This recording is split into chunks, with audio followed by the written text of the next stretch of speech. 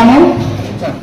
అదేవిధంగా కార్యక్రమంలో భాగంగా పెద్ద పంచాయతీ సర్పంచ్ గారిని వేదికపైకి రావాల్సిందిగా ఆహ్వానిస్తున్నాము.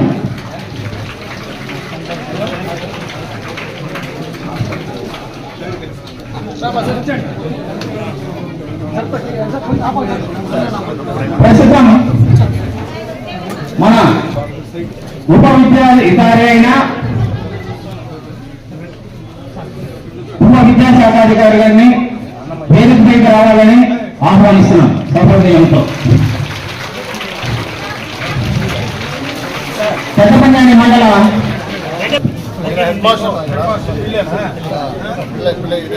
అదేవిధంగా పెద్ద పంచాయతీ మండల విద్యాధికారి గారిని వేదికపైకి రావాల్సిందిగా కోరుతున్నాము. పెద్ద పంచాయతీ మండల విద్యాధికారి రెండవ విద్యాధికారి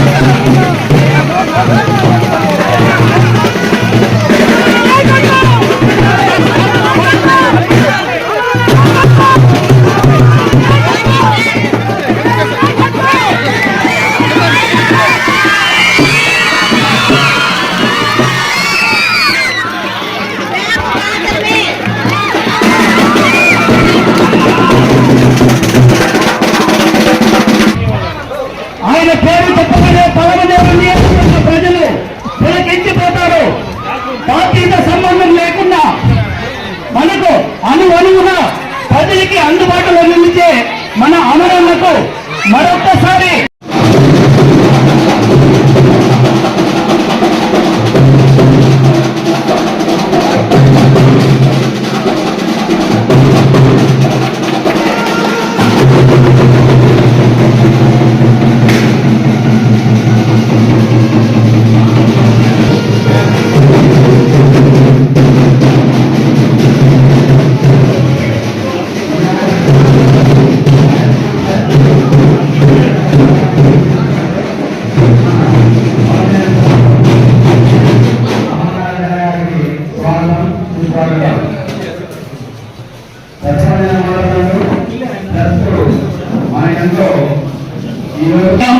పెద్ద పంచాయతీలో ఎన్ని ఏళ్ళుగా ఒక లోటు ఉండేది, ఎన్ని స్కూళ్ళు కళాశాల లేదు అనే లోటు ఉండేది. ఆ లోటు నేటితో తీరిపోయింది. మన పంచాయతీ మండలం అభివృద్ధి పదం మధ్య స్వాగతం ఆహ్వానం పలుకుతున్నాం. అదేవిధంగా మండల నాయకులు ఎంపీసీ గారు చాలా మంది నాయకులు విచ్చేస్తున్నారు. ప్రతి ఒక్కరికి కూడా అధికారులకి విచ్చేసినటువంటి కార్యకర్తలకి విద్యార్థుల తల్లిదండ్రులకి విద్యార్థులకు అందరికీ స్వాగతం సుస్వాగతం తెలియజేస్తున్నాం. ప్రస్తుతం హెడ్ క్వార్టర్ లో మండల పరిధిలో ఎప్పటి నుంచో మాకు ఒక జూనియర్ కళాశాల కావాలని ఈ మండల ప్రజానీకం ప్రభుత్వ పరంగా జూనియర్ కళాశాల కావాలని చెప్పి ఎప్పటి నుంచో కోరుకుంది. అది ఈనాటికి కోరిక నెరవేరినటువంటి సందర్భాన్ని కూడా ఒకసారి గుర్తు చేస్తూ, అదే విధంగా ఇదే మండల పరిధిలో గత ప్రభుత్వంలో ఒక బలహీన వర్గాలకు బీసీలకు సంబంధించినటువంటి రెసిడెన్షియల్ జూనియర్ కళాశాల గత ప్రభుత్వంలోనే శాంక్షన్ చేశాం. ఆ రోజు అది రాయలపేటలో ఒక ప్రైవేటు బిల్డింగ్ లో గత ప్రభుత్వంలోనే కూడా మనం కొన్ని రోజులు నడిపాం. ప్రభుత్వం మారిన తర్వాత దాన్ని మళ్ళీ శంకర్రాయలపేటకు అక్కడ కూడా బాడికే ఈ రోజు అక్కడ రెసిడెన్షియల్ జూనియర్ కళాశాల నడుపుతా ఉన్నారని చెప్పి సందర్భంగా గుర్తు చేస్తా ఉన్నా. గత ప్రభుత్వంలోనే దాదాపు 17 కోట్ల రూపాయలతో ఇదే పెద్ద పంచాయతీ నుంచి మనకు లింగాపురం మధ్యలో దాదాపు ల్యాండ్ కూడా మనం తీసుకున్నాం. జాగా ఇచ్చాం, 17 రూపాయలు జీవో కూడా ఇచ్చాం.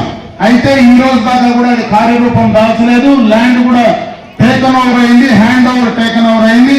మొన్ననే ముఖ్యమంత్రి గారితో మొట్టమొదటగా దాన్ని మళ్ళీ కూడా ఒక పక్కా బిల్డింగ్స్ తో ఒక రెసిడెన్షియల్ జూనియర్ కళాశాల బీసీలకు సంబంధించి, ఈ మండలంలో ఎక్కువ బీసీలు ఉన్నారు కాబట్టి వాళ్ళకు సంబంధించి ఒక రెసిడెన్షియల్ జూనియర్ కళాశాల వస్తే ఒక పక్క ఇటు ఒక పక్క అటు 2 కళాశాలలు మనకి ఇక్కడ ఉంటే ఈ మండలంలో భవిష్యత్తులో చదువుకొని ముందుకు రావడానికి మంచి అవకాశాలు ఉంటాయనేటువంటి ఆలోచనతో కూడా కార్యక్రమాన్ని తీసుకోవడం జరిగిందని చెప్పి ఈ సందర్భంగా మీకు అందరికీ కూడా తెలియజేసుకుంటూ, ఇదే విధంగా ఈ పాఠశాల ఇంకా ముందుకు వెళ్ళాలా, ఇంకా బాగా ఇక్కడ చదువుకున్నటువంటి విద్యార్థులు, ఎందుకంటే చెప్పారు అప్పుడే ఇక్కడ స్ట్రెంత్ కూడా చాలా ఎక్కువ స్ట్రెంత్ ఉంది. ఈరోజు చిత్తూరు పట్టణంలో ఉండేటువంటి జూనియర్ కళాశాల కంటే పెద్ద పంజానిలో ఉండేటువంటి జూనియర్ కళాశాలలో ఎక్కువ స్ట్రెంత్ ఉందని కూడా చెప్పడం జరిగింది.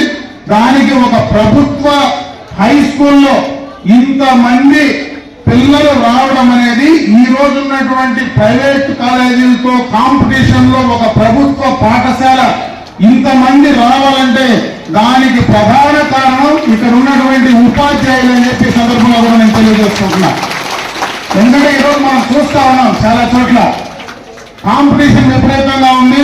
గ్రామాల్లో మనందరికి కూడా ఆదాయం కూడా పెరిగింది. ఈరోజు బయటకు పంపించి చదువు చెప్పించుకునేటువంటి శక్తి చాలా మందికి గ్రామాల్లో అక్కడ ఉన్నటువంటి పాఠశాల కంటే కూడా ప్రైవేట్ పాఠశాలకు పంపించి ఈ రోజు ఆ స్కూల్స్ కూడా ప్రైవేట్ మేనేజ్మెంట్ అదే గ్రామంలోకి ఈ రోజు బండ్ అంటే బస్సులు వ్యాన్లు పంపించి పిల్లలు తీసుకొని చదివిస్తా ఉంటే అక్కడ వాళ్ళు బాగా చదువుకుంటారనేటువంటి ఆశతో చాలా మంది ఈ రోజు బయటకు పంపించేటువంటి పరిస్థితుల్లో ఒక ప్రభుత్వ పాఠశాల ఇంత బ్రహ్మాండంగా ఉంటే దీనికి అప్రిషియేట్ చేయాలో, దీనికి అన్ని రకాలుగా ప్రభుత్వ పరంగా ప్రజాప్రతినిధుల పరంగా సహకరించాలని చెప్పి నేను ఈ సందర్భంగా మరొకసారి అందరినీ కూడా కోరుకుంటా ఉన్నా.